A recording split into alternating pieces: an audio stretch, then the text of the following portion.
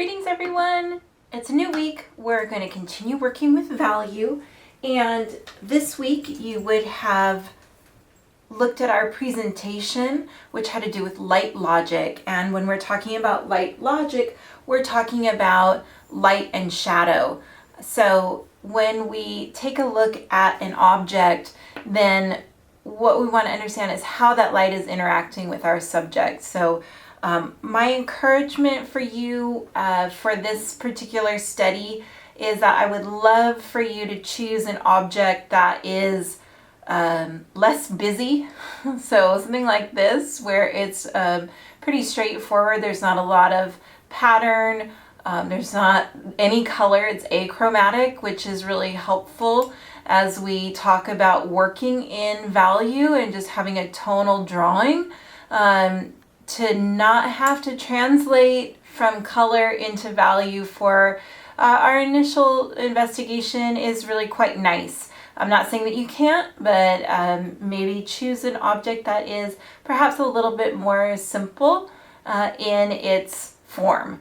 So this is my subject, and when going through the presentation, we talked about light and shadow in terms of the light side, the bright side is what I like to call it, and the dark side of our subject, and then breaking it down in there. So as we observe this object here, what you'll notice is that I've got this nice, I get darks underneath this lip, and I'm starting to get darks coming down around here. So what I would be looking at on my subject would be form shadows. So this is our form, and the shadows that are on it would be the form shadows. And the main things that you're looking for within this space would be your mid or half tones, which would be things that are starting around in here and underneath here.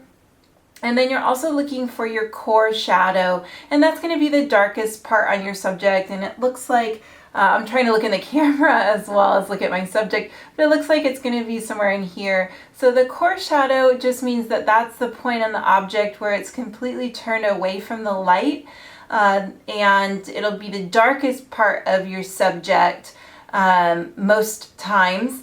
And it also conforms to the contour of the subject. So as you look at, if you're working on a rounded subject, your core shadow is most likely going to be round this way or round across or round this way. So whatever the shadow, when we're looking at our form shadows, those shadows are going to go with the contour of your form. So that's really important to understand, because the idea of adding value is to add volume to the work. And when your shadows cut across a rounded form, that does the opposite for you. It flattens your subject. So we want to make sure that our shadows go with the contours, round with them, or if it's an angular or planar form, that we have those abrupt transitions and strong angles. The other part of our dark side, our shadow side, would be our cast shadows. So down here on my paper, we're seeing that cast shadow. There's also a cast shadow from the lip of this subject onto the neck and then onto the body. So cast shadows are not just cast from the object onto the surface because the object obscures the surface from our light source, but those cast shadows happen within our subject. And then if I have an object that is above, next to, in front of another subject, that form can cast its shadow onto another form. So those cast shadows exist in a lot of places. And what we would like to remember about our cast shadow is that the shape of it will be determined by the shape of the form that is casting the shadow. So we want to have a similarity here to here. And then within our cast shadow, we had a breakdown of the umbra, which would be that darkest part, which is most likely going to be right under your subject, and that's where we get no light coming in. Then as we move away from that, the penumbra is this area that could possibly be a little bit lighter. That's where we get some influence of the light source. And then the antumbra is where we have a lot of influence of that light source. And remember that those names come from astrology and looking at the influence of light on planetary bodies. So that's a nice little fun fact for you, and that's why we have those funny names. Well, I think of them as being funny. I like them, but unusual for, maybe they're not so unusual for art. We have a lot of interesting words and terms. So that's our dark side. When we look at the light side, something that's really nice about this subject is that it is a glazed ceramic. So it has a sheen to it, and when there's light that comes and strikes this object, then I have a highly reflective surface, which allows me to see some really brilliant highlights. So highlights aren't always so clean and crisp and well defined, but in this instance they are. And when I'm looking here at the camera, I can see here's a bright spot here, there's one over here, and there's one up here on the lip of the vessel. There's even some back here. So those highlights are the most brilliant part of the subject. That's where our light is coming down, striking, and being reflected right back. So we're also looking in the light area for light middle tones. So where the light is coming and washing over our subject, illuminating our subject. And that would be those areas that are around your highlights, and that would lead us into our, middle and half tones of shadow. So our last area of light that we're looking to find would be down here. It would be any reflected light. So with light, it doesn't only interact with our subject, it interacts with the surface and everything around our subject. So when we have that light coming and hitting the surface, it is projecting back onto our subject, and that's what we would call our reflected light. We do get some of that reflection from different objects, from the object onto the surface as well. We'll see it a lot when we look at transparent objects, like study of glass.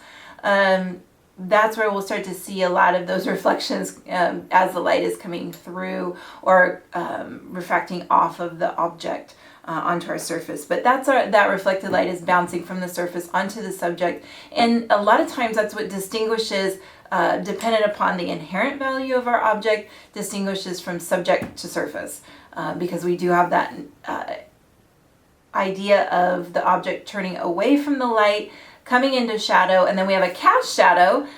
So the way we distinguish there is that umbra as well as the reflected light, right? We have that contrast that comes into play.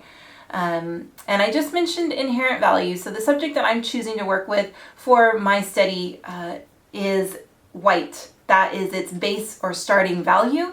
And the light and shadow that come on top of that, my highlights are going to be more brilliant. I'm going to be in a lighter range of my value scale. So if we think about that scale and the spectrum of value, we're going to be in that lighter range overall. Probably don't get all the way to the dark side, darkest dark. So we really want to think about where we're starting on our subjects, and that being an indicator for where we're going to be working in the scale. And as we go forward working with multiple objects that are color, then we would want to understand what the base or inherent value is, so that the shadow, the shading on that subject, shadows and light, are appropriate, and we can distinguish from objects that may be of a different color or value, and be able to show that in our drawings. So not everything is going to be white, so we need to be able to show in our drawings. Not everything's going to be yellow, not everything's going to be pick a color, right? So we want to be able to describe that there are objects of different values and colors. Speaking of our value scale, we're going to use that as our guide. So if I'm looking along my subject and say, gosh, I wonder what that value is, and I don't know exactly how light or dark it should be, well, I could utilize the value scales I created and like a key, come along and see what matches best.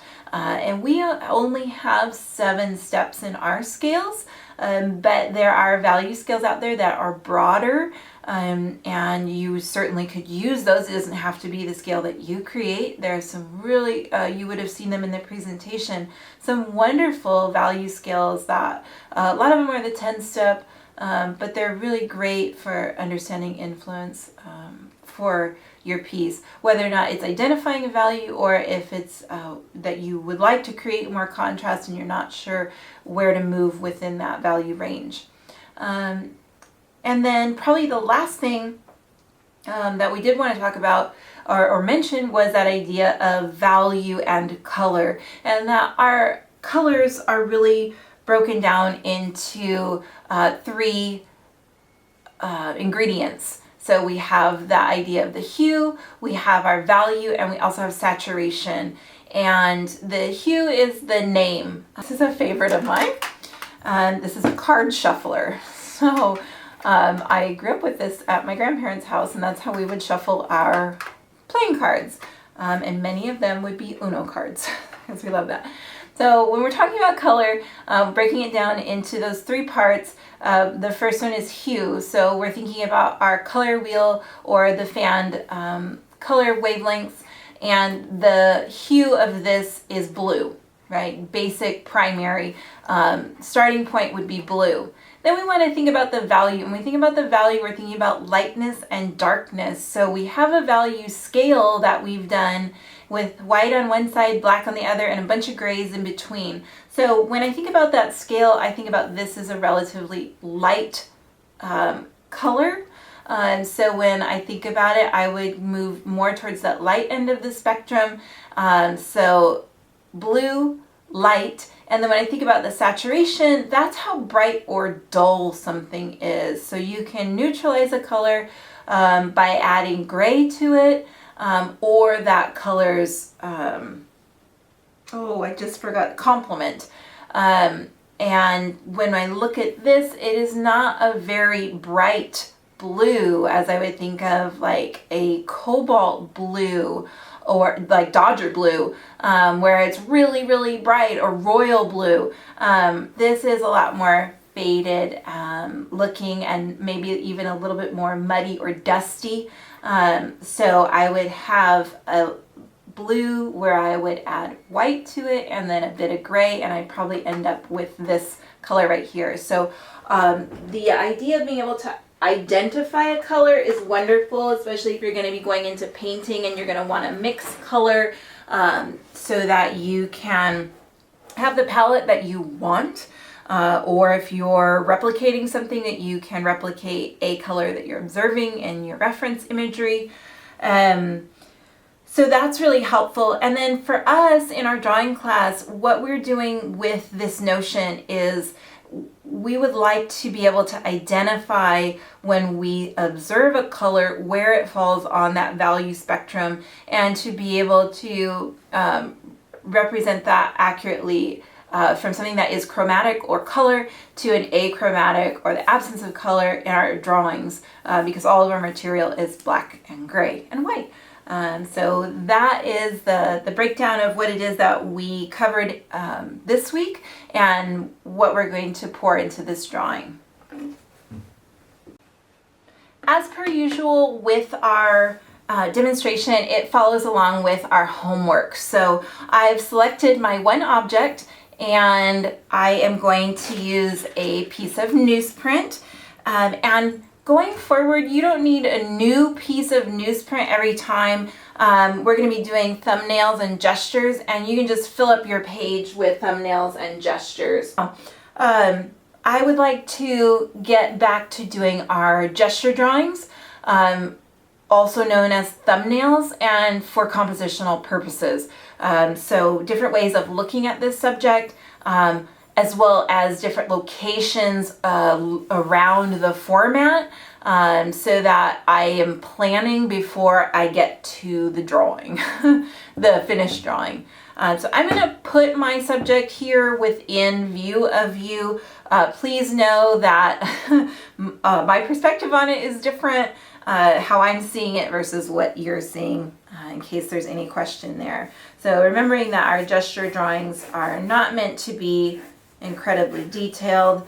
We want to get an idea of what it is that we're after. So giving my frame for my pictorial space, this represents my finished drawing, and I'm going to go ahead and Right, we're getting ourselves familiar with our subject. And now that we are working in value, we are going to be incredibly descriptive of the environment. So the surface, background, everything surrounding your subject becomes included. So I really encourage you, again, choose something that is less complex for this first drawing, as well as narrow down the information in the environment. So placing your object on a piece of newsprint in front of you, next to you, wherever in your line of sight, so that you can very well focus on the cast shadows that are appearing, because those are now part of your composition. So as I look at my subject, then I want to include my cast shadow so that I get a better idea of what that information is going to look like. And I have multiple light sources. I have an overhead light, I've got clamp light, I have a light for my video camera. So I have a lot of influence going on, and that's why I'm seeing multiple shadows. I've got one going in one direction and I have another coming off to this other side. So this is interesting to me to have that asymmetry. Let me try something else.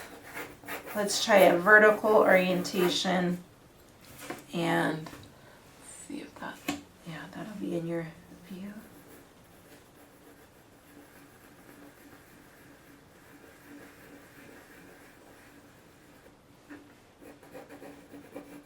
And I'm just using my graphite pencil. So for the thumbnails, it is a lot less mess.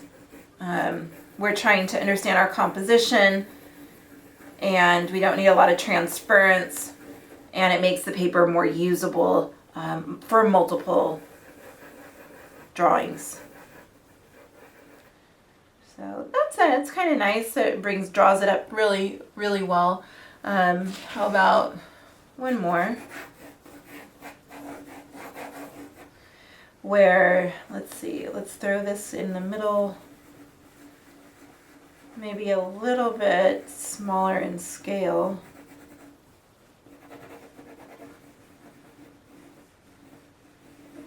Rounder. And then have more area to show shadow.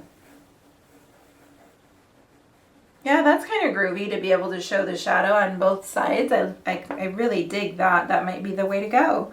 So these are my 3 thumbnails, my 3 gestures, and I didn't move my subject too much as far as my perspective, but did move it around my composition, my format, and to choose my composition.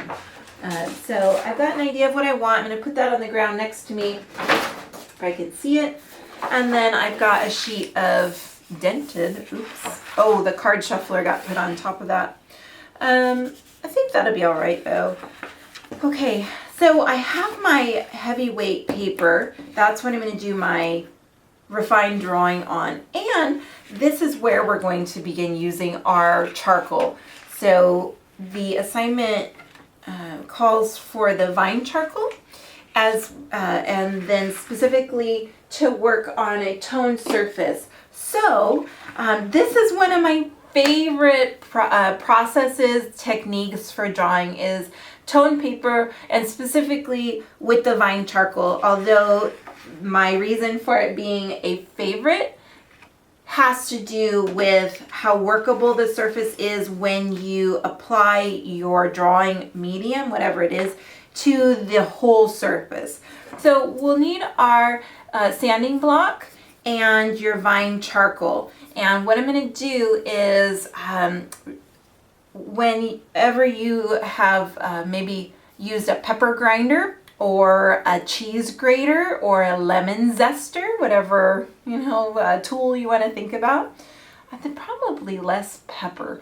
That's what it looks like when it falls on the paper. But you're going to take and rub across your sanding block, and then what you'll notice is that I get this material speckling down the paper. You can see it right here. And I'm just going to come across and put that on my entire format. That's just going to come across the entire surface.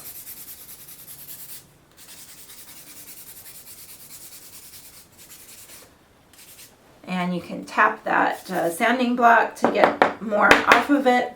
And then I'm going to set this aside and get my blending cloth.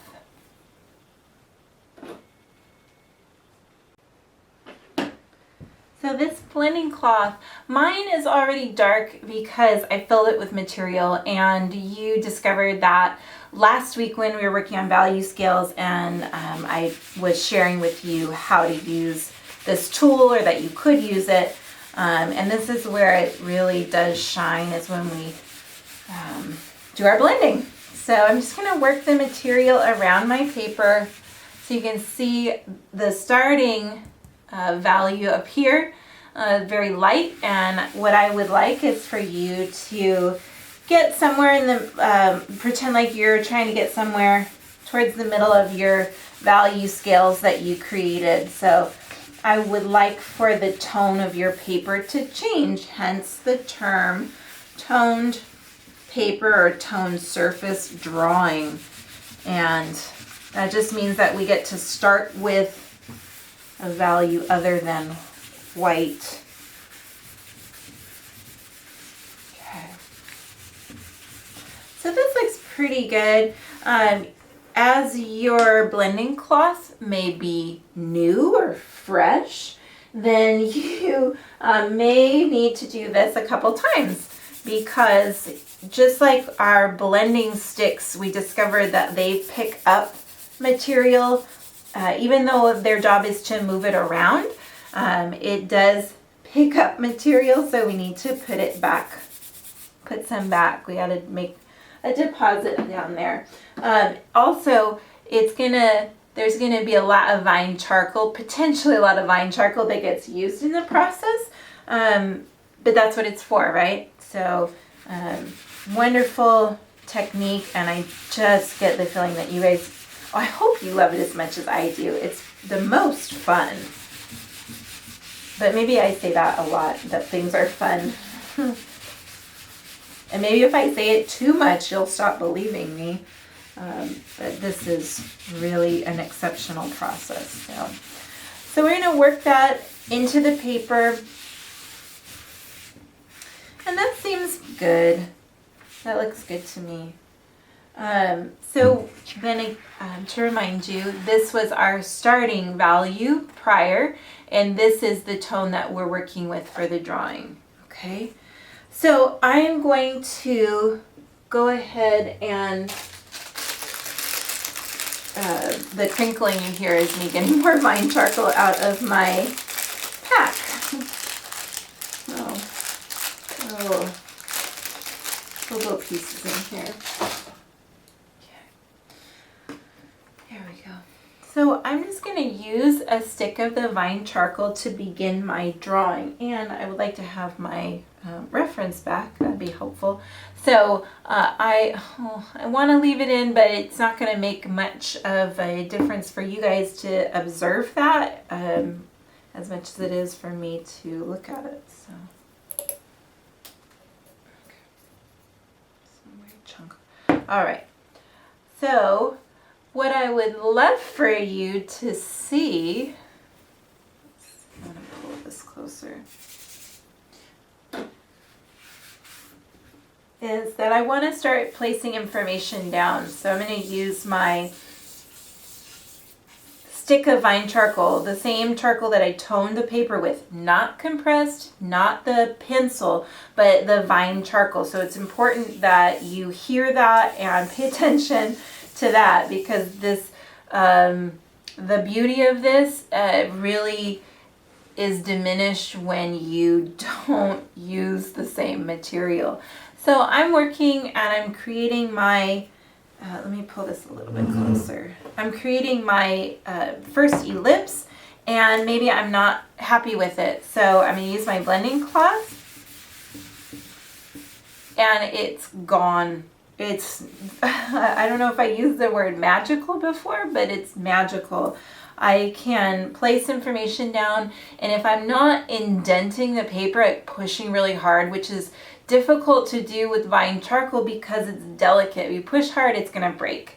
But what we discovered previously is that we don't need to push hard. The material wants to be on the paper. It wants to lay down. That's its function.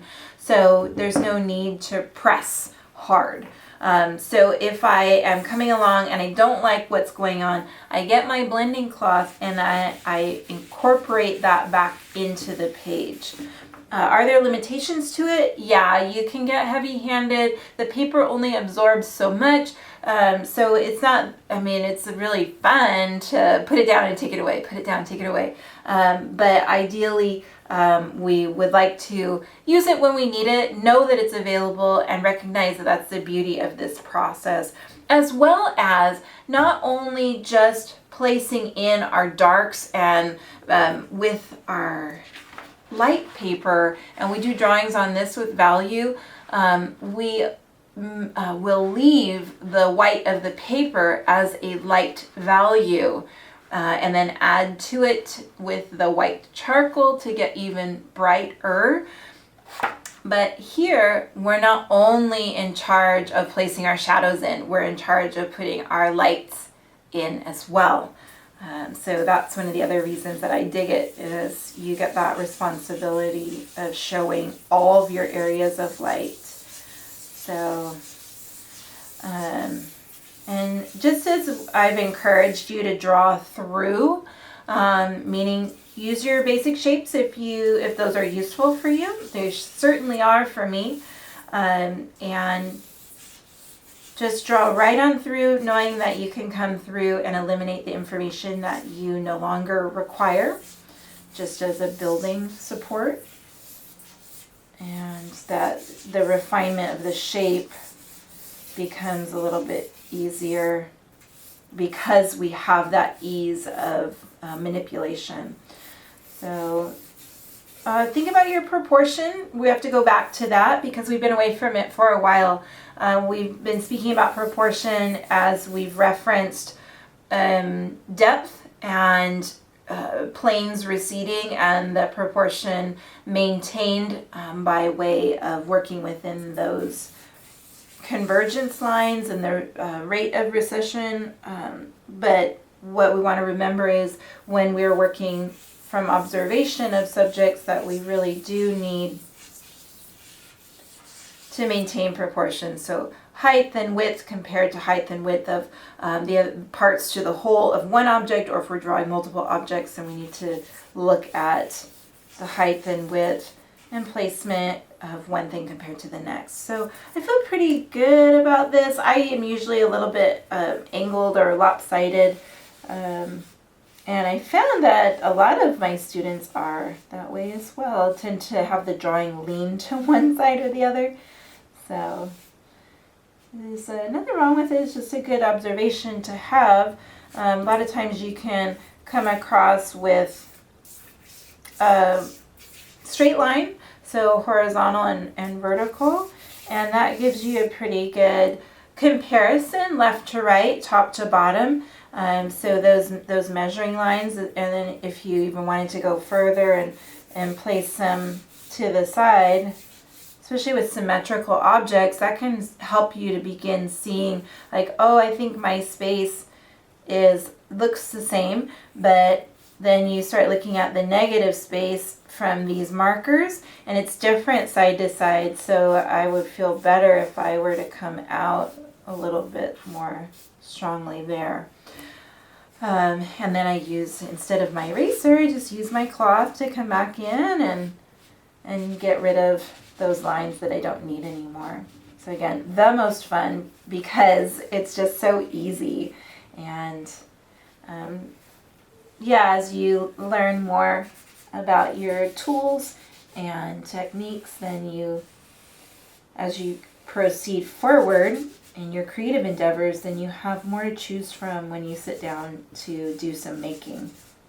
And that's always nice. have choices for where you want to go. Now, the same way that this is such a beautiful tool, it can also be really frustrating because it is so movable, so you may end up eliminating information that you wanted. So it's a good idea, like we had discussed with value scales, is not to leave your hand, the side of your hand, on your paper, because you're going to start drawing that information across and eliminating something that you may have wanted. So be aware of that. Just as we're putting in our basic shape and building, we want to build our cast shadow. So we want to look at angles. So I may line up with my shadow, see where it originates, which is at the base, look at how far out it extends, that I'm coming out and rounding. I can use my basic shapes here, and then I'm looking for a landmark back onto where it comes back around and touches the edge of my subject. And then I have another rise this direction, because I remember I was telling you I have some different light sources going on. So that looks pretty good. Maybe extend out a little bit further. And I have another shadow going the other way, so very interesting. So they cross paths. It's like a Venn diagram over here. And I lose information this way. I get a little bit of a shadow, and then it's shorter on this side, so it doesn't come out as much, and it's not as heavy. Okay, so this is good basic information, and now I have the opportunity to begin building. So I love these drawings because they tend to come together with, you start to develop your value rather quickly, because you've got a tone on down there on the paper, and we're going to be employing our other, like our blending stick. The cloth becomes really big. I have bigger fingers maybe, also, or I should say also, so it's harder for me to get into fine places, as well as it's really eliminating a lot of information. My blending stick is a more refined point, and it's going to let me move that material more intentionally. So, yeah.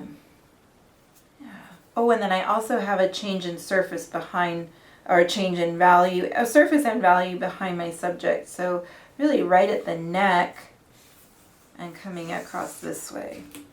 So I have my subject resting on my drawing board.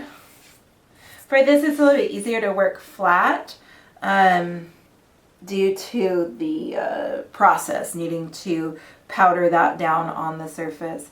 So the distinction becomes important because I have a darker value here than I do on the page, and that's what's going to allow me to see the edge of my subject up here. It's not going to be it's not going to be the line. So right now I'm going to be, it looks like I'm drawing this line around it, and I am, but that line is going to be actually drawn out, right? Because we're working in value now. So the line work becomes the scaffolding, the framework, the structure that you build on top of. It's no longer the finished piece. So we have to begin working with the idea of our natural way of seeing, which is value. So I'm going to plug this in, and I'm going to come across. And for right now, I'm just going to leave it right here. That's to define my edge work. And then I may... That's big enough too much. Yeah.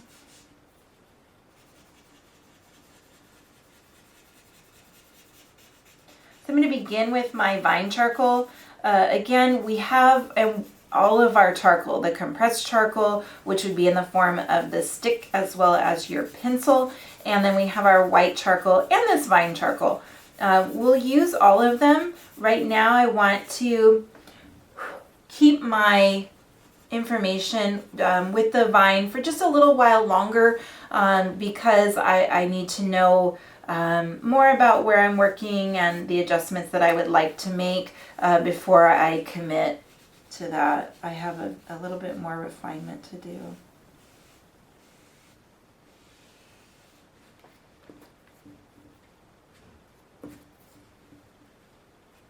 So just as before, we're going to be seeking out information. We want to be as specific as possible. So this subject has a lip on the opening of the vessel, so I want to describe that.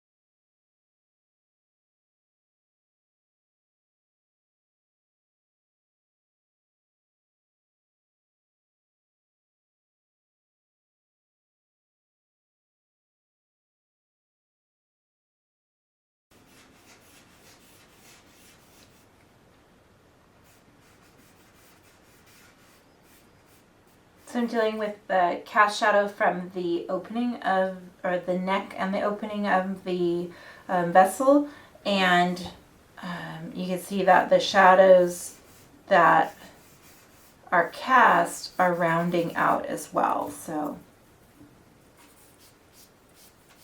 just as a reminder that when we're working on a rounded form, then we have those rounded shadows, not flat shadows.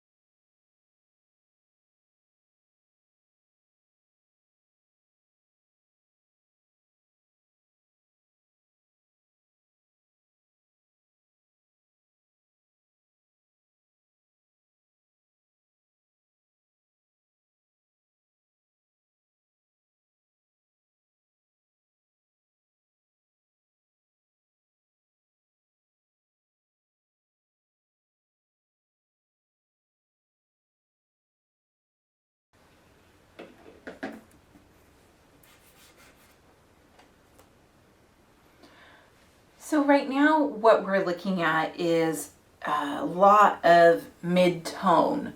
So there's some nice light value going on in these places where I need it. I'm starting to understand the definition of this form. However, I don't have a very good range. I'm not pushing my darks or pushing my lights enough. There's not enough contrast for what it is that I'm seeing in my subject. So now would be the time, probably, to begin introducing some of my other materials. So my vine charcoal is only going to get me so dark. So this is probably about as heavy as I'm going to get. And then I'm going to need to introduce my compressed charcoal. And I have that in the form of my pencil, as well as what we were working, we had worked with in our value scales, which is the stick. So you've got both options. And if you were also remembering, we could have a scrap piece of paper, which I'm going to get, and use our sanding block, and we can powder that compressed charcoal and utilize that with our, where's my blending stick? Oh, found it. With our blending stick, so I could come in here and grab some compressed charcoal, and then I can lay that in my drawing. So that is another option for how to use these tools. I really love the charcoal pencil for smaller areas and getting into finer detail. It is a wonderful tool because it functions the way that we use our graphite. We're really familiar with that, so that's nice. That's incredibly helpful. So as I come into working up in the lip, I'll use the pencil because I want a finer area. I don't want to use that big hunk of charcoal that's too much for the space that I'm working in.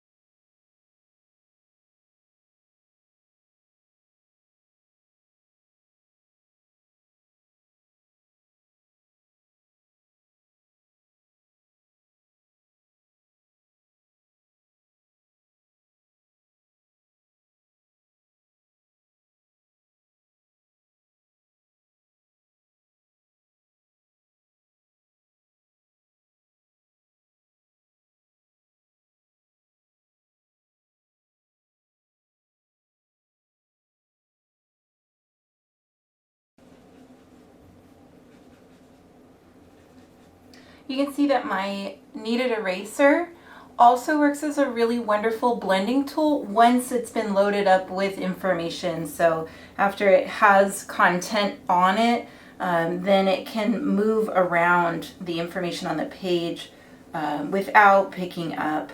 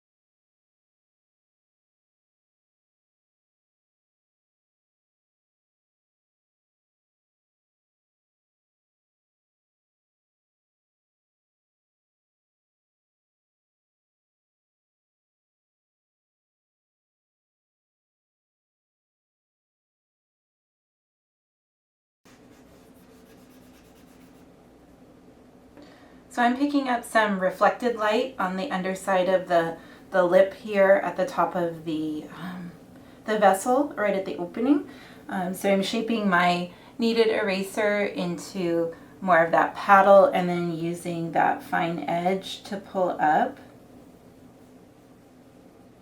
And we've talked about our charcoal and our graphite being additive and subtractive mediums, and I may pull up too much. I may not want that much. The edge might be a little bit too hard, but that's okay because I can come back in alongside of it and shape it how I want it.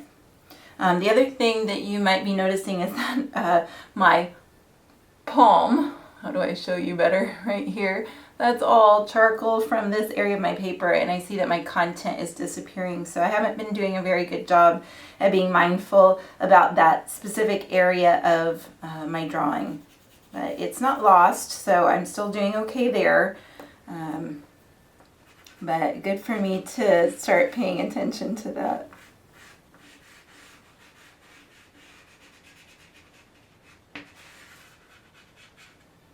And what you'll notice, or hopefully you're starting to notice, that this is coming to life, right? It's rounding and becoming more of a volume.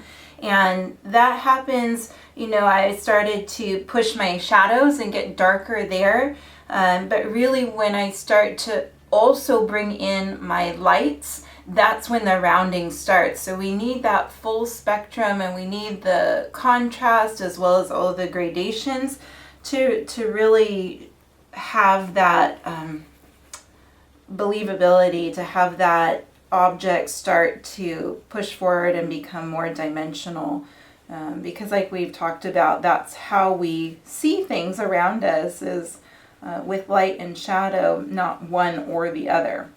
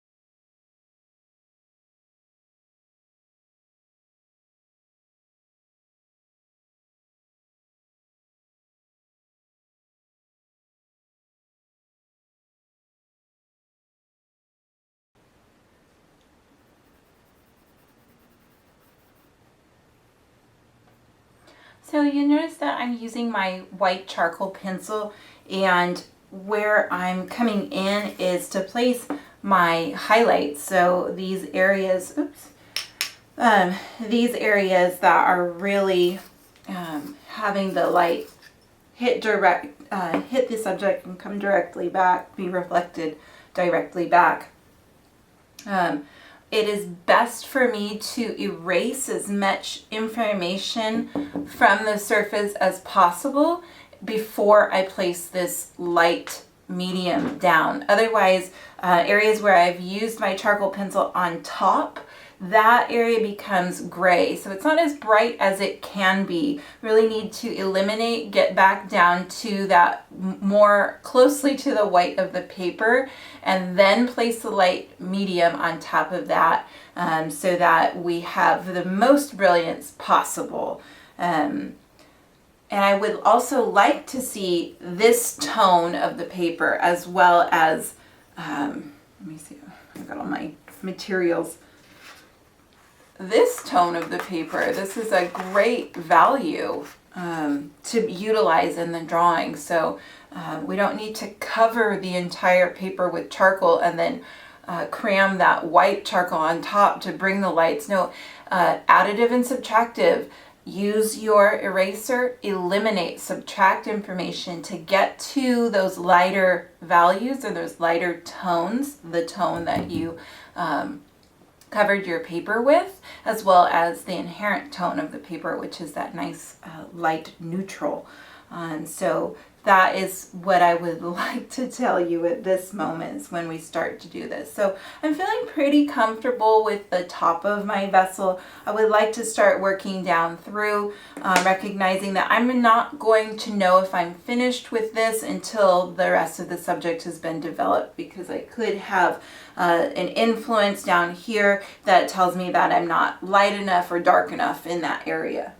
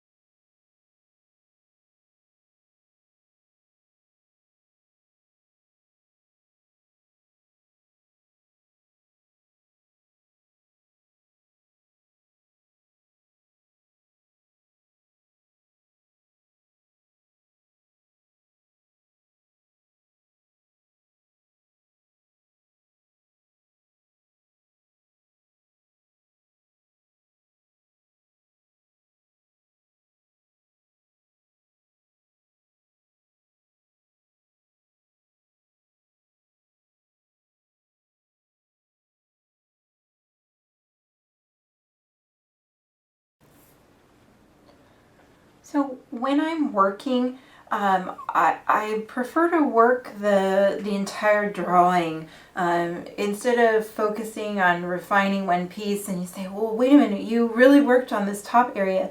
Yes, with the recognition that I need to develop my lights and darks, get it close to where it should be, if not where it should be. But I'm working through the rest of my subject as well as the environment to help push and pull my lights and darks and make sure that I have the value range that is necessary. So the other thing that happens is sometimes I run into a bit of a wall, I get stuck, and I don't have a full range in the body yet. But I don't want to keep pulling out my lights or throwing highlights in or getting too carried with my shadows when I don't have the information around the subject, and all of that is going to influence what is happening inside my subject. So I want to be sure to start including the information that is around my subject so that I have a better gauge on where I need to move as far as like my lights and darks.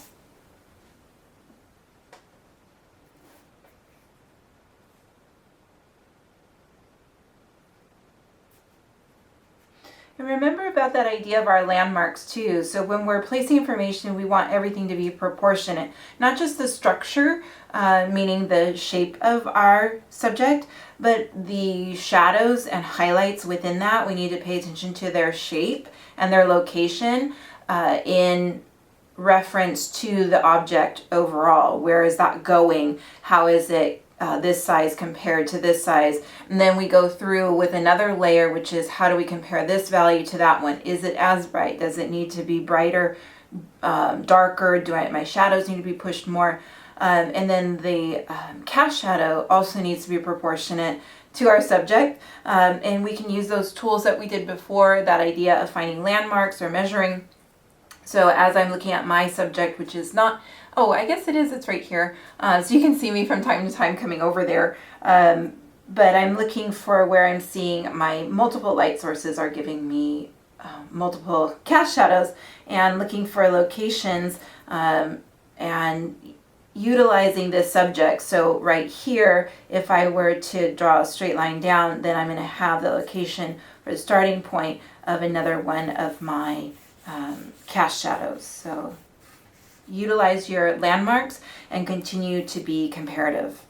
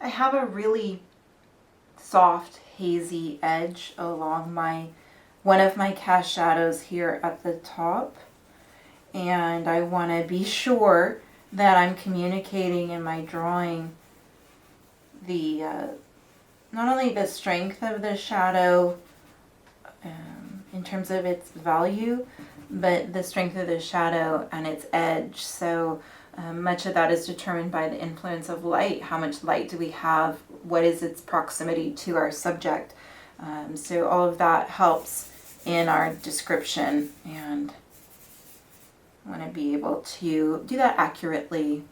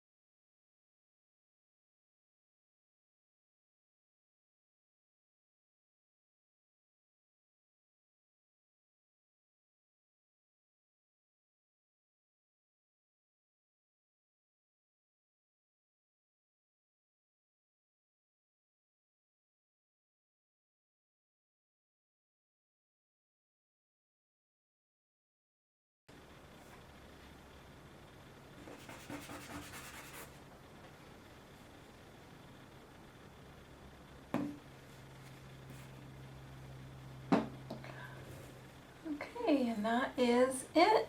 That is the drawing. We have a full value, full range drawing, and the nice thing I believe that you'll come to see is the workability of the material and how you can really start forming that volume quickly. And then when we think about the process, remembering that it's not a straight through, it's not a linear process. We are adding and taking away and manipulating and coming back in, and so we want to be sure to pay attention to where our lights and shadows are, how bright and how dark these different areas need to be compared to one another, looking at shapes and sizes of areas of light and shadow within our form and outside of our form, looking at the edges of those lights and shadows. Are they hard? Are they soft? Is it a combination of the two? So just being diligent in our observations and recording of those observations. That is what I'm looking for from you. I want you to choose a single object. Again, choosing something that is relatively simple for our first endeavor into a full value drawing would be fantastic. And not only are we going to be rendering the subject, but since this is about light and shadow, we need to include our surface and our background. So my recommendation towards the beginning of this demonstration was to go ahead and place your subject on maybe a sheet of newsprint, against a wall, anything that cuts down on the information surrounding your subject so that we can really focus on what's going on there and get used to developing this whole area, because everything is going to have value. Probably one of the last things that I would like to share with you, maybe two things. One, I was blowing on the drawing to get rid of my dust. So the charcoal is really dusty. You can see it's on my hands. It's not a problem. It washes out. I'm not worried about that.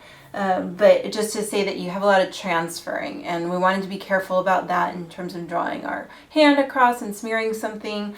But we also want to think about when we're getting rid of that information, you don't want to brush it with your hand, because again, that's going to drag that and smear it. You can use your breath and blow across the surface, blow that air across the surface, but be sure that you have a dry mouth, as if you use any water that comes out, any droplets, that's going to leave a mark, and it's going to darken the space where that little droplet is. So be careful about that. And then the last thing is my subject was a white vase, right? This is my subject. And I have a lot of value here. So I would like for you to remember that even if my subject is light, it still has a lot of value in it. So the only way that I'm going to get these bright spots to show up is if I have some value surrounding that. It's through the contrast that we're able to see our highlights, our lights and shadows coming through. So be sure that you're getting that information in to support. So don't leave your subject, if you're working with a white object, don't leave it white. There's lots of gray, lots of shadow that's going on in there, and it is by virtue of adding value to the surface and the background that we'll understand the inherent value of the object that we're working with. Especially moving forward, when we work with multiple objects, then the inherent value of each subject will come through in how we're showing our light and shadow comparatively. The same thing if you're working with a dark subject, black, navy, violet. It is not going to be black with a few spots of light on it. There will be a wide range, so look for that range of value. The heavyweight paper is what we want to work on because we're working the surface so much. We're coming in with erasers and blending sticks and blending cloths and coming back and doing it again and adding material. So we really do need that heavyweight surface that's going to support the amount of work that we're doing on our paper. The newsprint is just for our thumbnails, for understanding what we want our composition to be. And I was going to share with you.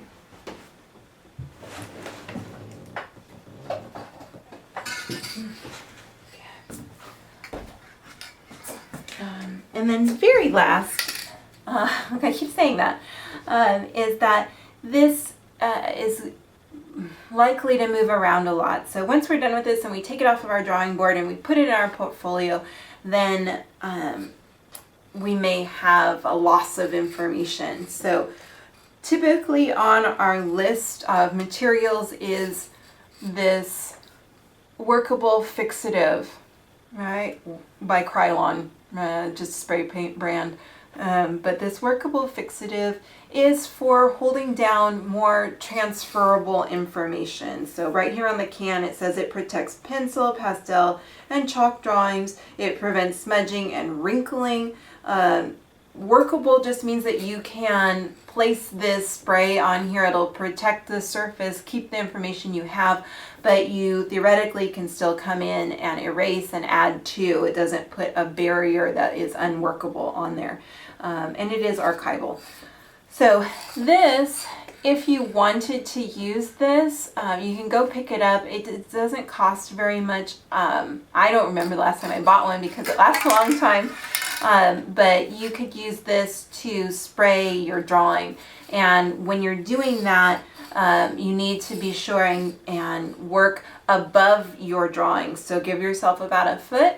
And then you're going to be moving from side to side across the entire drawing surface, and then you'll need to let it set. It is smelly. It's there's supposed to be low odor and no odor versions of this, but this is inexpensive and it works. You just want to be in a ventilated area. So if you can take it outside, take your drawing board outside and spray the work, if that's what you choose to do, then that would be the best case scenario. Otherwise, make sure you've got a fan on and windows open so that you don't get dizzy, because it's pretty stinky. So that is an option. It'll help to keep your work as you intended it. Oh, and then again, lastly, I would also ask that you take a photo when you're documenting your work and submitting it, right? You're submitting that file online.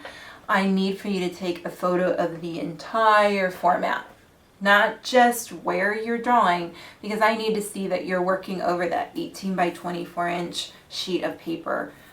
That's why we got it. So that's what I would like to see from you, and see that you're treating that whole area. So full value drawing means that all of the drawing surface, all that pictorial space gets treated, and that is what will complete our illusion, especially since that is our objective in the class. We want to make sure that we do that.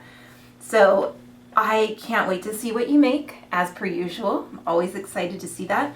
And use the discussion forum on our Canvas page, as well as emails to me for questions. And I wish you a happy week and happy drawing.